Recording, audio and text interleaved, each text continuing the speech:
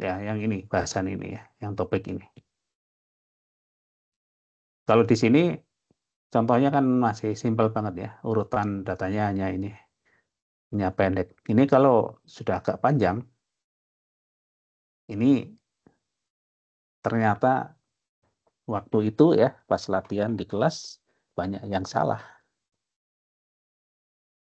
Yang lain gimana nih? Sudah bisa paham nggak?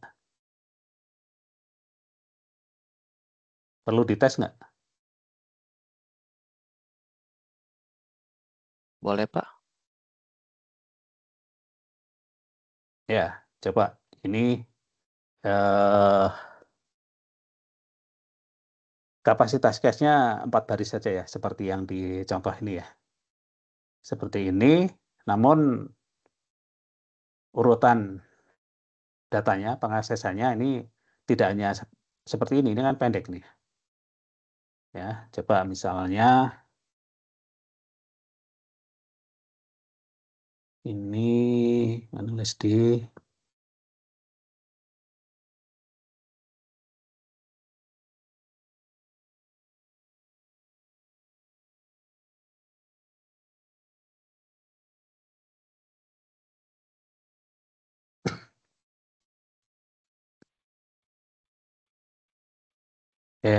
coba kita tulis di sini ya, kita tes nih apakah bisa jawab dengan benar ya. Jadi ini kapasitas face-nya misalnya hanya 4 baris. Artinya begitu 4 baris sudah penuh.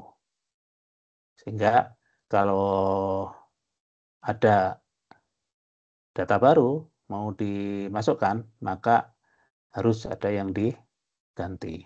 Ini ya, cache-nya hanya 4 baris.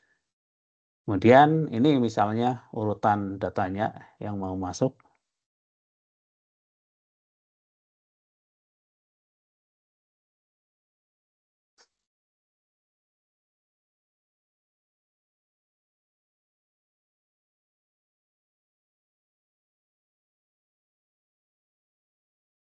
Misalnya ini ya,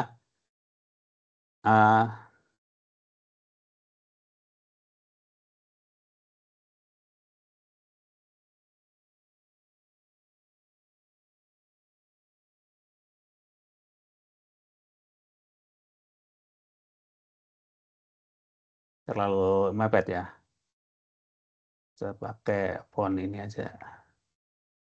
Courier. Nah,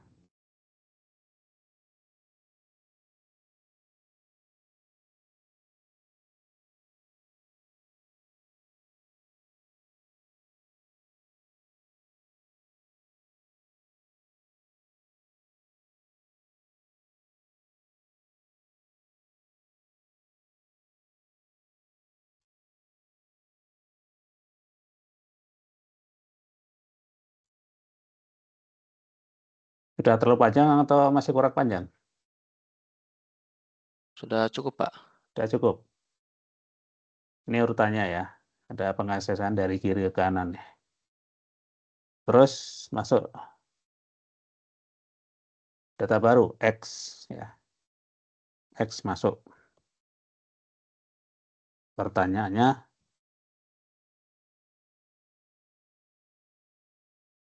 data mana yang diganti?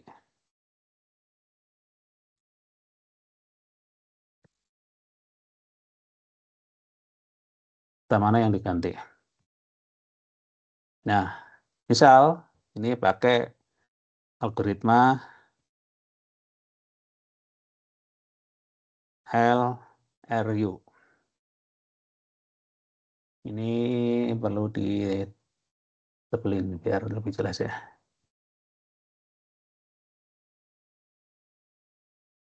Terlalu mepet nggak nih? Kebaca nggak?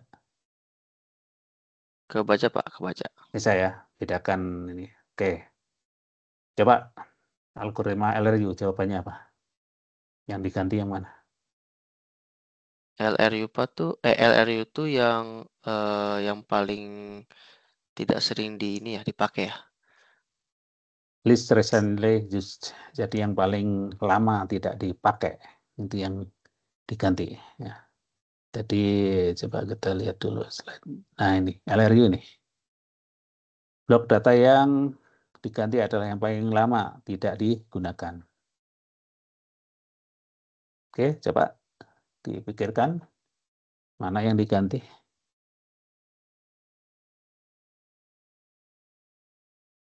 Yang diganti yang A, Pak. Oke, ada pendapat A. Oke, ada lagi pendapat yang lain?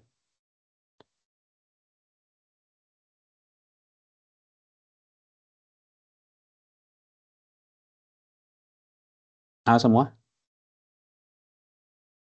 B juga bisa sih, Pak.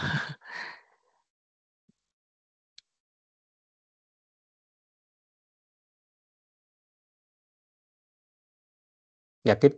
Ini A atau ada pendapat lain?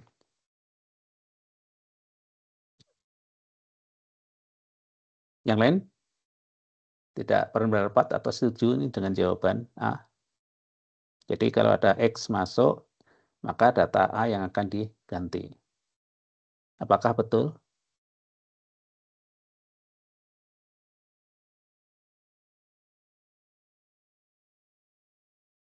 Kasih waktu 2 menit ya, atau 1 menit. Kuncinya adalah LRU ini, kalau jadi soal, ini metode yang paling gampang untuk dikerjakan dibanding FIFO atau LFU. Maka LRU ini jauh lebih mudah. Tidak sampai 1 menit harusnya sudah bisa menemukan jawabannya. Dan jawabannya bisa dengan pasti. Ada 42 yang join. Apakah semuanya sepakat jawabannya A? Atau ada yang punya jawaban lain?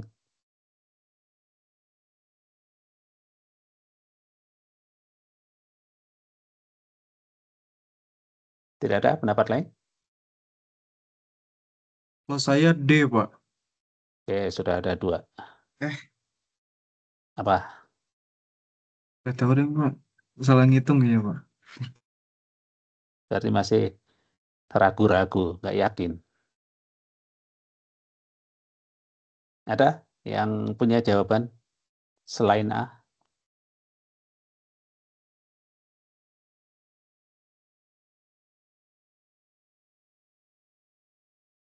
Iya, Pak. Yang A, Pak. Harusnya, Pak. A, oke.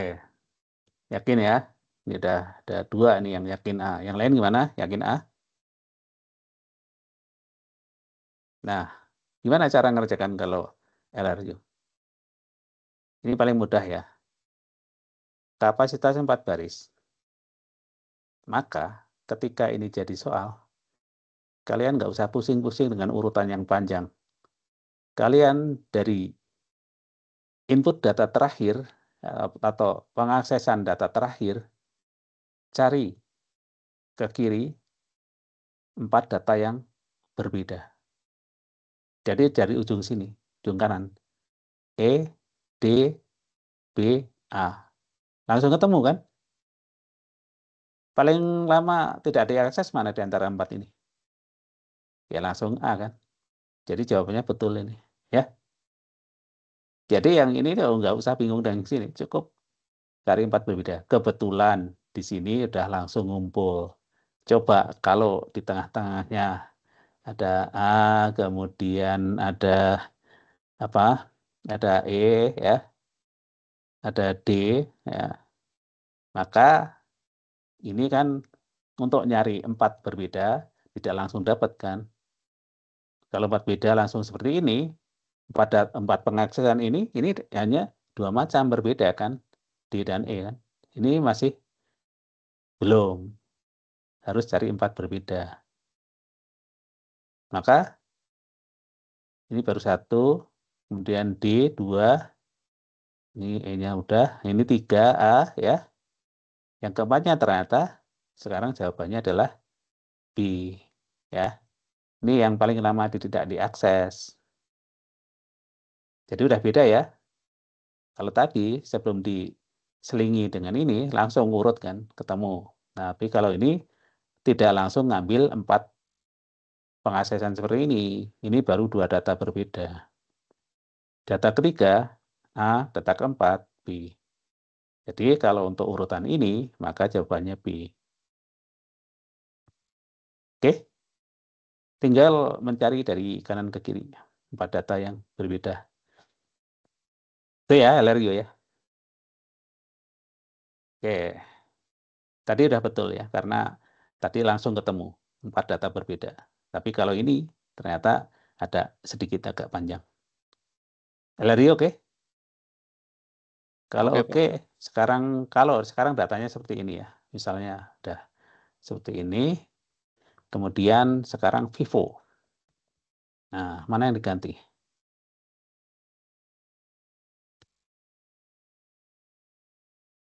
Nah, Vivo ini tidak sesederhana LRU. Jadi kalau agak lama prosesnya itu bisa dimaklumi. Oke, kasih waktu 1 menit cukup.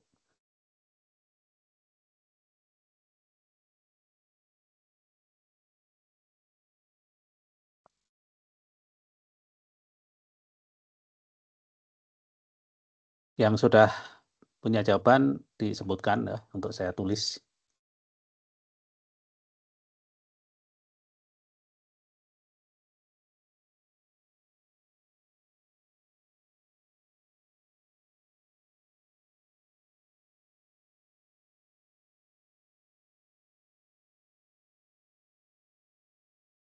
Belum ada yang punya jawaban? Belum? Masih memproses?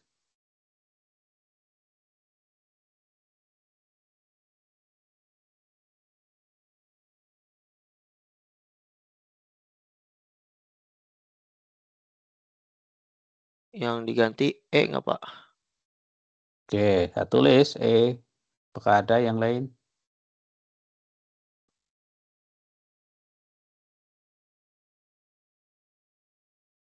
Kalau ini data berbedanya itu ada apa sih? A, B, C, D, terus E. 1, 2, 3, 4, 5, 6, 7 ya. 7 data berbeda ini. Dari deretannya ada 7 data berbeda. Ada yang diakses berkali-kali.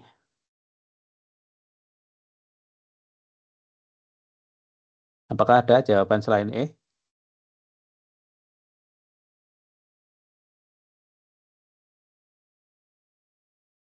Apakah semua sepakat yang diganti adalah E? Kalau tadi LRU yang diganti adalah 1, 2, 3, 4 B ya. Tadi B yang diganti kalau LRU. Untuk Vivo, apakah E? Vivo itu yang diganti adalah yang pertama kali ada atau masuk. Pertama kali masuk di antara pilihan yang ada di cache memory itu.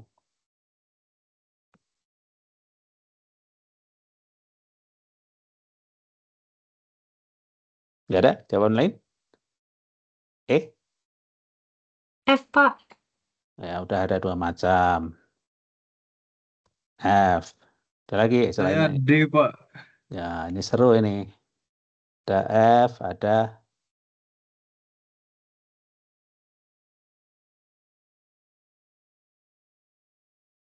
F, ada D. Ada lagi yang lain?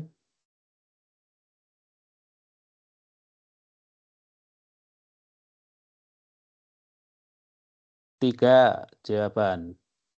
Maka kemungkinannya adalah bisa saja tiga-tiganya salah. Yang pasti nggak mungkin tiga-tiganya benar semua. Bisa saja salah satu benar atau semuanya salah.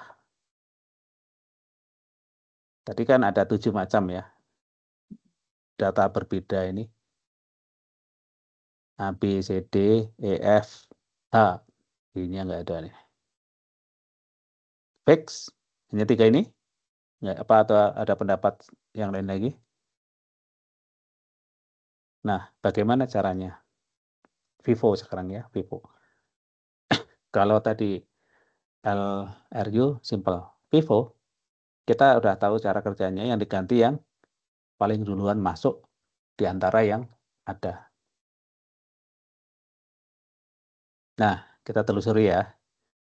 Perlu diketahui untuk algoritma pivot itu untuk jadi soal pengerjaannya tidak sesederhana LRU. Nah, kita akan cek 3 jawaban ini, apakah ada yang betul atau semuanya salah. Kalau kalian nulis A, B, C, D, E, F, H, itu pasti salah satu ada yang betul. Karena semua disebutkan. Ya. Tapi kalau ini yang diminta kan hanya nyebutin satu aja. Oke, kita cek ya. Ini kapasitasnya hanya 4. Begitu diisi 4 data berbeda, penuh. Ketika masuk data baru, harus diganti. Yang paling duluan datang. Oke, ini urutannya ya, A, kemudian B, C, sudah 3 ya. Terus A sudah ada. Nah, sampai di sini penuh. Oke. Kemudian C diakses lagi, sudah ada. Nah, begitu masuk E, ini data baru ini. Mana yang diganti? Ketika E ini masuk, ada yang diganti kan? Ya diganti adalah Yang C kah, Pak? yang C. Kenapa C? Apa harusnya, Pak? Yang datang duluan, Vivo kan? First in, yang datang masuk duluan. Ini urutannya dari sini. Ya. Nah, ini yang datang duluan kelihatan sekali A kan? Ya, berarti ketika E masuk, ya, ini saya tulis di bawahnya ya.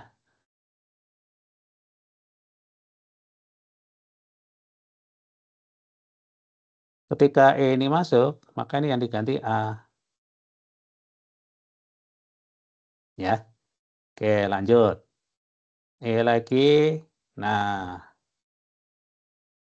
Oke, ini A diperlukan nih. Gimana nih? Ada yang diganti apa enggak? Tadi kan A diganti ya oleh E. Nah, sekarang di sini A diperlukan. Jadi gimana? Ada yang diganti lagi enggak? Yang B keluar, A masuk berarti, Pak. Jadi yang diganti apa? Ketika A dibaca, maka yang diganti apa? B B, B oke. diganti. Sini ya. Oke, terus F. Nah, ini baru lagi kan? Apa yang diganti? Tidak sesederhana LRU ya. Apa yang diganti? Ini F, ini. Belum ada di sini kan? Berarti data baru nih. Maka yang diganti adalah, ada pendapat?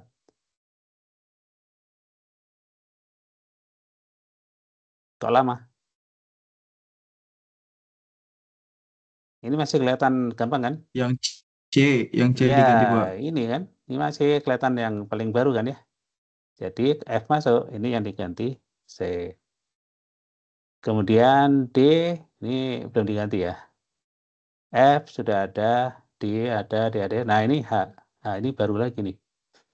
Mana yang diganti?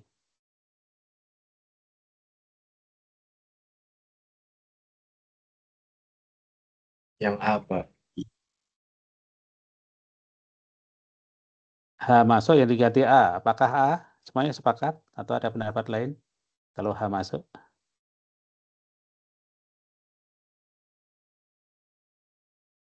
Nggak lama ya prosesnya ya. D, Pak. Ini oke. Saya tulis ya. Ini garis miring artinya ini ada yang jawab B ya. Apa? B apa D? Tadi jawabnya. D, Pak. Oh D. D. D. Oke, ada lagi yang lain? Kalau ini H, ini kasusnya H masuk ya. Ini H masuk. H masuk. Ini yang diganti apa? Ada yang jawab A, ada yang jawab D. Ini sudah 2 macam nih. Udah beda. Ada nggak yang menjawab yang lain lagi yang diganti ketika H masuk?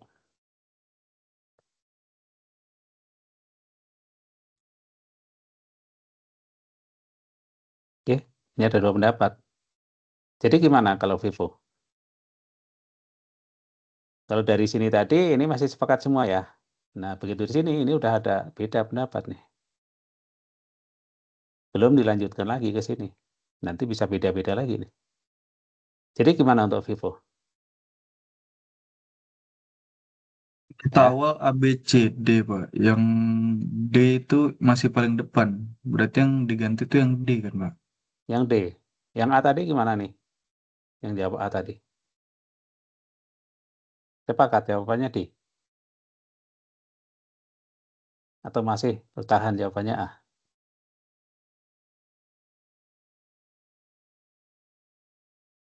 Nah, Vivo ini juga seharusnya bisa dijawab dengan cepat. Tetapi tidak sesederhana Elerio. Asalkan kalian memberi tanda atau mencoret yang sudah tidak ada. Jadi gini ya, kita trace lagi dari awal ya. Dari kiri, ini A, B, C, Oke, 3 data baru. A sudah ada, nah sampai di sini penuh. C sudah ada, E masuk. Ya. E masuk, maka yang diganti paling depan. Misal, kita kasih coretan nih.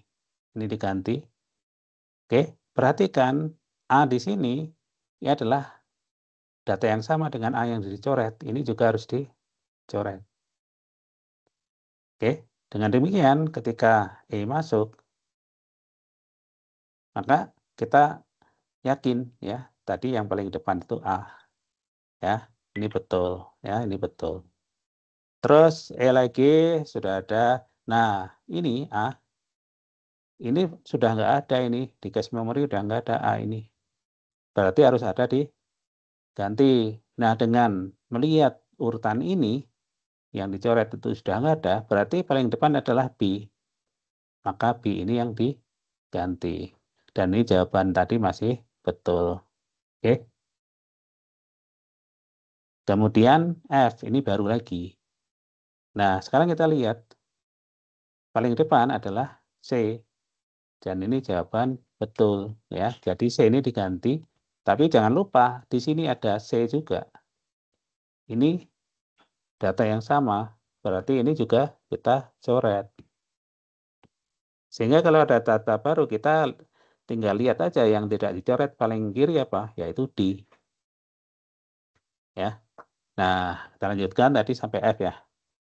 Terus D sudah ada, F sudah ada, D ada. Nah, begitu H masuk ini, tadi jawabnya ada yang A, ada yang D. Ternyata setelah kalian lihat apa paling depan? Adalah Yang D. D. D. Jadi yang ini salah, yang D betul.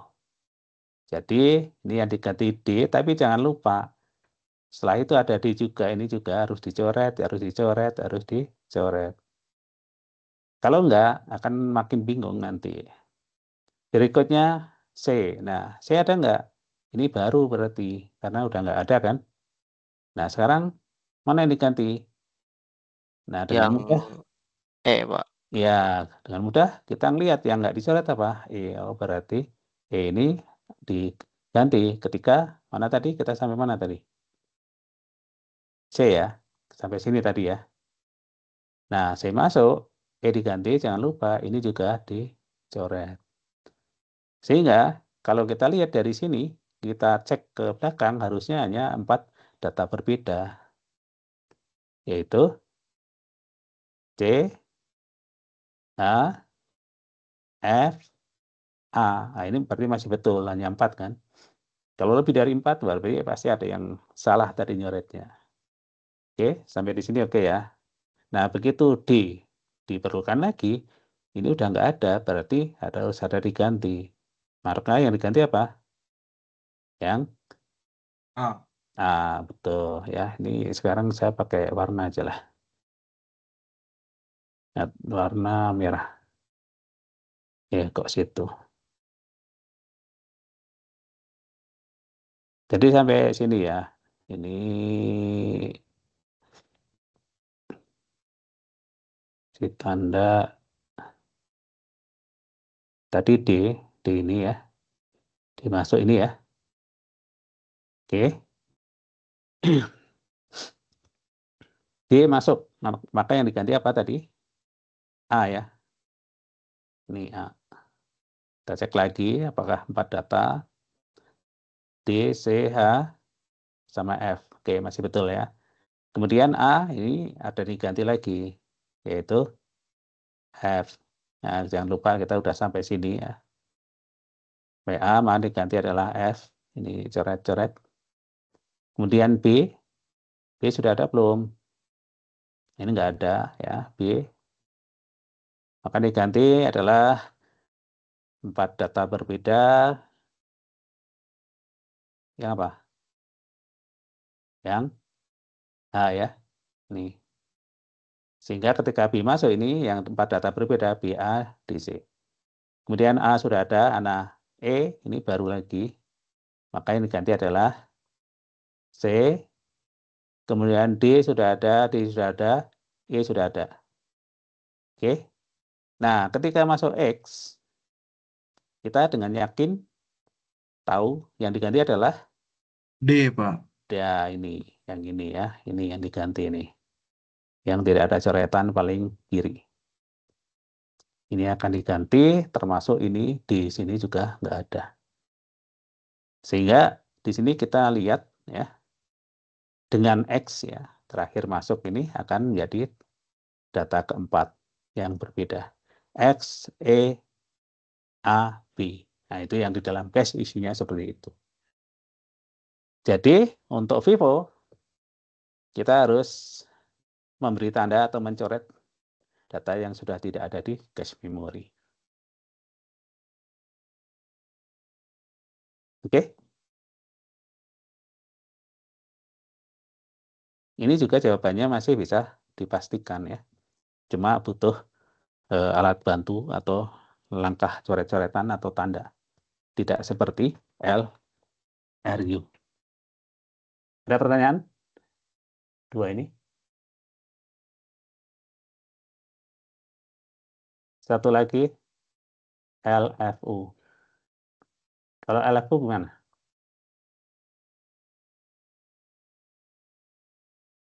Hitung frekuensi total, terus yang paling kecil diganti gak sih, Pak? Oke. Ini kita hapus ya coret-coretannya ya.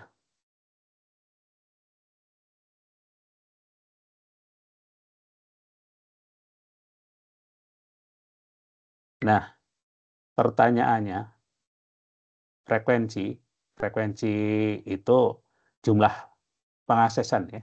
Jumlah pengaksesan itu dihitungnya apakah sejak pertama kali dia masuk ke cache atau data yang ada di cache saja yang akan dipilih.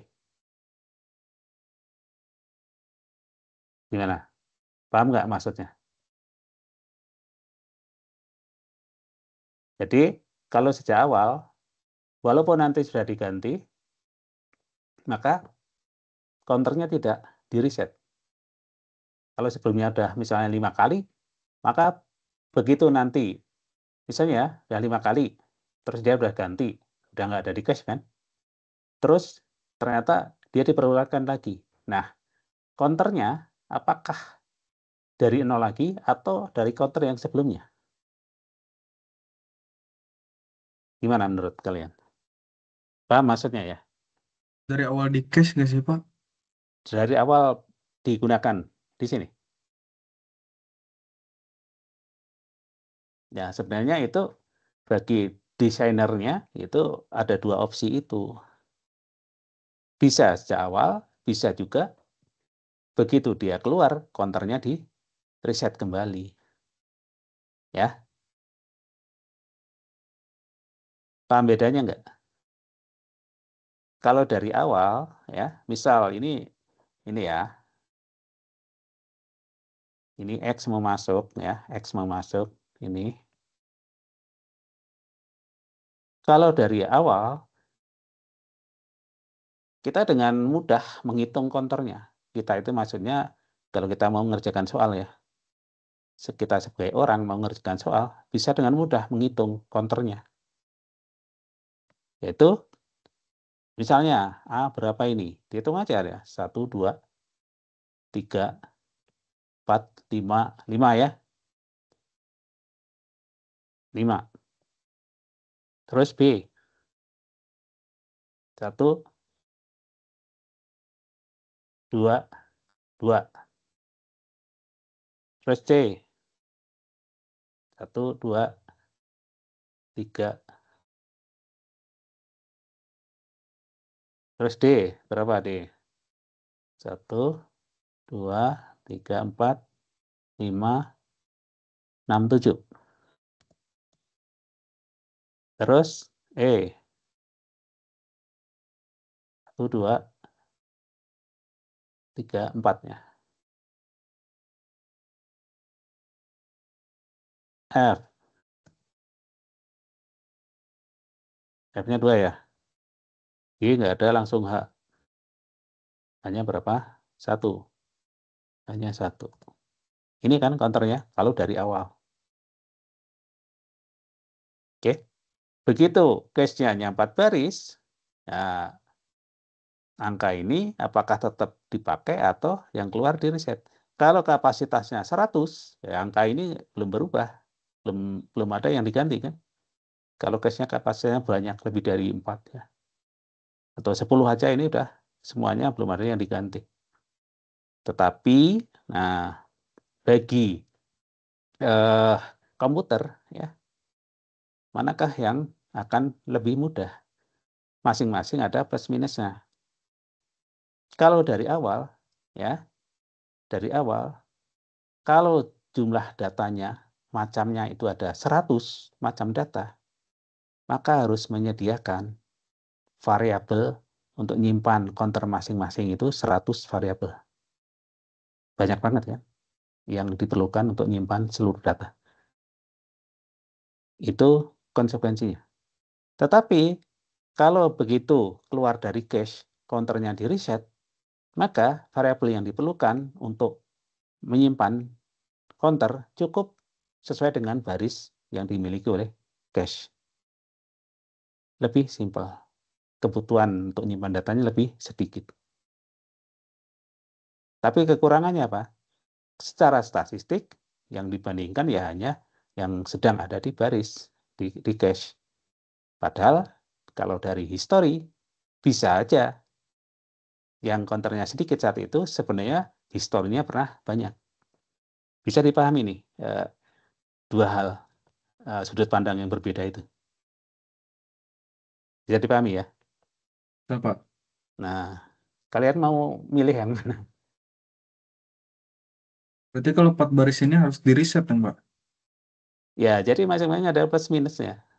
Ya, kalau data yang banyak, tentu ya, akurasi atau statistiknya akan lebih meyakinkan daripada data yang sedikit. Betul kan? Akurasinya lebih bagus. Tetapi konsekuensinya akan membutuhkan ya tempat untuk menampung sebanyak data yang ada. Nah, itu akan tentunya makan tempat. Dan itu tentu tidak bagus dari si hardware ya. Berarti harus menyediakan hardware yang cukup banyak dan konsekuensinya tentu lebih mahal biayanya. Walaupun secara statistik akurasinya akan lebih bagus. Tapi masalah dengan harga akan mahal. Yang lebih simpel apa? Ya udah, kalau keluar dari cache, reset aja counternya. Kan gitu ya. Nanti variabelnya ya cukup kalau cache 4 baris ya cukup menyediakan 4 tempat untuk menyimpan counter data yang ada di dalam cache yang aktif. Maka itu akan lebih simpel ya. Dari sisi kebutuhan untuk menyimpan data lebih sedikit. Tapi dengan konsekuensi apa? Ya tidak seakurat kalau seluruh data dari awal itu ada. Nanti diresetnya kapan? Ya kalau komputer sudah di shutdown dari nol. Ya, jadi untuk simpelnya itu kita pakai asumsi yang di reset saja gitu ya. Oke, nah jadi counternya akan tidak seperti ini lagi. Paham ya? Idenya paham ya? Maka misalnya sekarang kita trace ya, kita lacak. Oke. Berarti sampai kapan? Tentu sampai ada data baru masuk. Kalau tadi itu data baru itu di sini ya. Ini masuk kan? Tadi kan ABCD penuh kan? Oke, coba sampai di sini kita hitung dulu ya. Ya, ini kita hapus dulu ya, counternya ya. Nah, ini sebenarnya mula-mula nol semua ini. Ya tidak semuanya langsung ada sih, enggak ya. Nih misalnya ya, kita tadinya belum ada, terus A-nya berapa ini? Kita langsung lompat ke ini ya, begitu ada data baru ya. A-nya berarti berapa? 2 ya. B-nya 1, C-nya 2, D-nya 1. Ini ya, ABCD sampai masuk data baru E, ini counternya seperti ini. Mana yang diganti?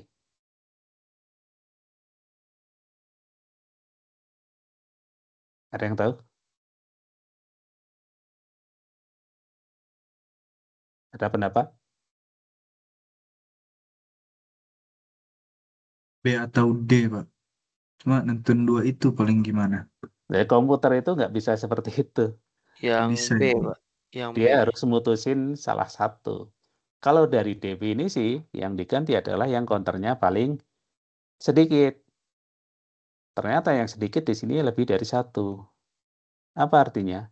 Komputer akan bingung kalau harus milih salah satu berdasarkan counter. Maka apa? LFO ini nggak bisa berdiri sendiri. Dia harus dilengkapi dengan algoritma kedua. Untuk apa? Kalau terjadi kasus yang akan dipilih itu ternyata lebih dari 1. Untuk seperti ini ya. Ini kan sama skornya. Berarti harus ada algoritma kedua. Apa algoritma kedua? Terserah desainer. Bisa aja algoritma kedua LRU. Bisa juga Vivo. Bisa juga random. Tetapi dia nggak bisa berdiri sendiri ya dengan LRU. Paham ya? Jadi LRU itu harus dilengkapi dengan algoritma kedua. Jadi jawabannya tergantung algoritma kedua itu apa. Kandidatnya ada 2 nih, B sama D. Kalau algoritmanya adalah Vivo, maka akan dipilih antara B dan D itu yang datang duluan yang mana. Berarti yang diganti adalah B yang datang duluan. Kalau Vivo.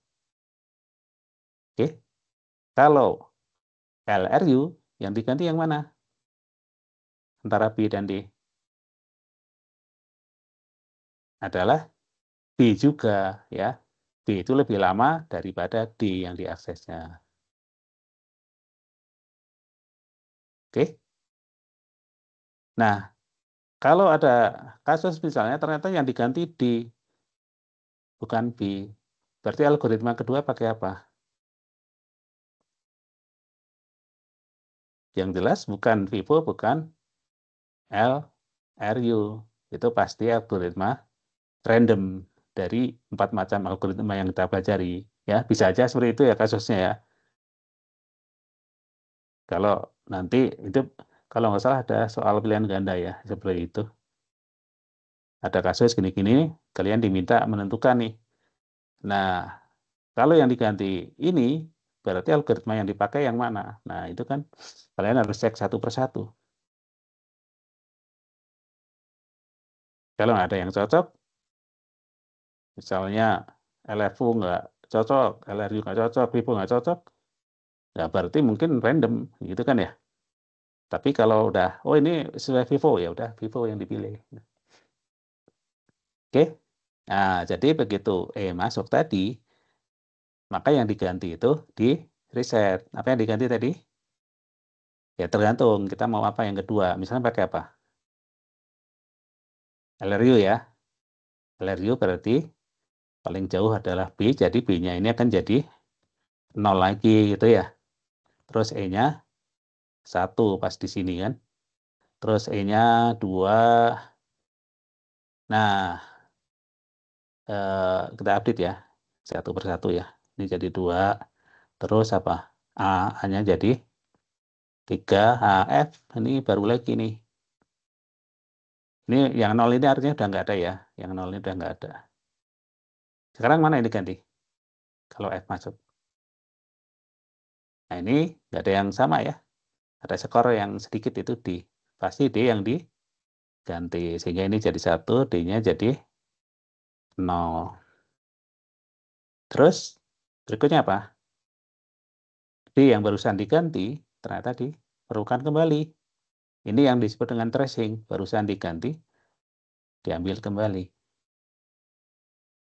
Kandidatnya apa? A, C, E, F. Paling sedikit F, maka F-nya diganti, D-nya jadi 1. Tracing lagi, F baru diganti, ternyata pakai F kembali. Ya, gantian ini, D-nya dari 0, F-nya jadi 1 kembali. Kemudian D, ini tracing lagi. Ya, D-nya ini jadi 1, F-nya jadi 0 kembali. Ini tracing ini, bolak-balik ini. Sehingga tiap butuh data harus ambil ke RAM. Terus ini D lagi ya, jadi D-nya nambah ini. Kalau counternya naik, ini lebih selamat. Nah, sekarang H baru.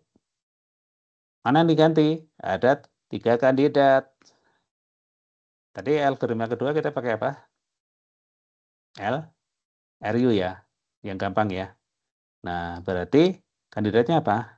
Kita lihat CDE, mana yang paling lama tidak diakses. Di sini, terus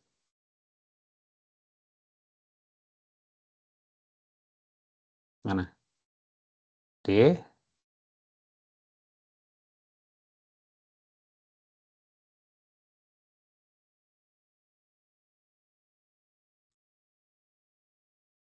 DCE ya.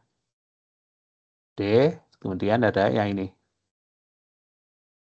C-nya ya, paling lama. Jadi, C-nya ini yang di reset, kemudian H-nya 1. Kemudian, nah ini tracing nih. Barusan diganti, sekarang dimasukkan C-nya 1, H-nya jadi 0. Terus di counternya nambah, ya, saya tandai. D-nya berarti jadi 3. Terus A-nya jadi 4. Terus B-nya tadinya nggak ada. Nah, ini dengan mudah kita milih yang diganti, pasti yang paling sedikit, yaitu C. B-nya jadi 1. Terus A lagi, jadi 5. Terus E-nya jadi 3. Kemudian D, ini 2 buah ya. Berarti D-nya langsung jadi 5. Dan E lagi, ini 4. Nah, ketika E masuk, nah ini masih pasti ya jawabannya ya. Nggak perlu algoritma kedua. Yang paling sedikit B. Jadi yang diganti adalah B ya. Ini nanti yang diganti. Kalau ada soal seperti itu, maka di sini dengan pasti ya. Ini tadi berarti algoritmanya misalnya apa? L FU plus L RU. Nah, ini algoritma pertama LFU, algoritma kedua LRU. Maka jawabannya adalah yang diganti ketika X masuk, ini B. Agak sedikit panjang ya untuk algoritma ini. Ada pertanyaan?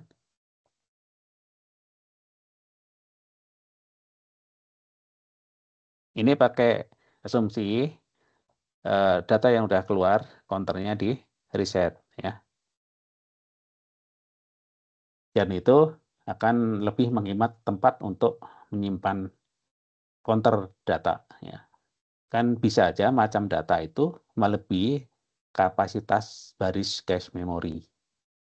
Nah, itu konsekuensinya butuh tempat untuk nyimpan yang banyak.